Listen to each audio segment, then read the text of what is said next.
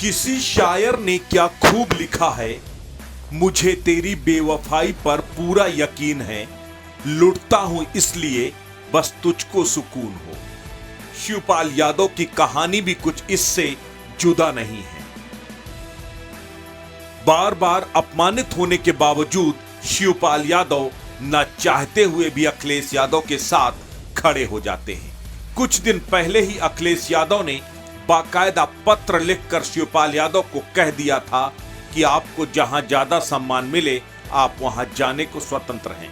बता दिया था शिवपाल की समाजवादी पार्टी में कोई जगह नहीं है। लेकिन जब पत्नी की हार सामने दिखाई देने लगी तब वही अखिलेश यादव चाचा को परिवार की आन बान और बहू का सम्मान याद दिलाने लगे। अखिलेश यादव को बखूबी मालूम है कि शिवपाल यादव दिल से नेताजी से कभी दूर नहीं हो सकते। उनके लिए परिवार, परिवार का सम्मान और नेताजी की दिली ख्वाहिश सबसे ऊपर है। यही वजह है कि जैसे ही अखिलेश और डिंपल शिवपाल को मनाने पहुंचे, दिल के हाथों मजबूर हो शिवपाल एक बार फिर डिंपल के लिए प्रचार करने के लिए तैयार हो गए।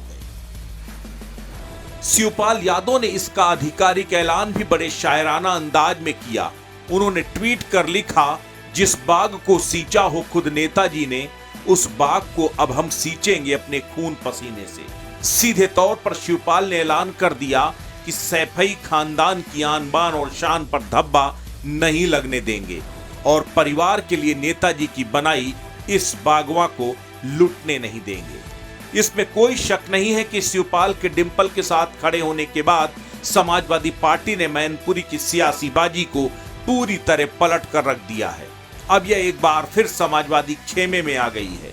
शिवपाल की बगावत के बाद जो सीट समाजवादी खाते से जाती हुई नजर आ रही थी, अचानक सपा की झोली में आ गई है। बीजेपी इससे बेचैन है। बीजेपी की बेचैनी का अंदाजा इसी से लगाया जा सकता है कि बीजेपी ने मैनपुरी की सीट जीतने के लिए 6 मंत्रियों को उतार दिया है। बीजेपी ने मंत्री अजीत पाल, राकेश सचान, असीम अरुण, प्रतिभा शुक्ला, जयवीर सिंह, संदीप सिंह को मैनपुरी की कमान दी है। समाजवादी पार्टी ने भी अपने नाकेबंदी तेज कर दी है।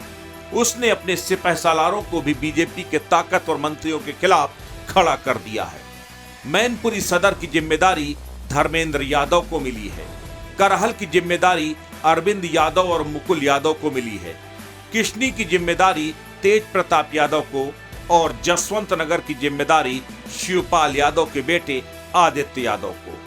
तो शिवपाल यादव, अखिलेश यादव और रामगोपाल यादव पूरी लोकसभा की जिम्मेदारी संभालेंगे।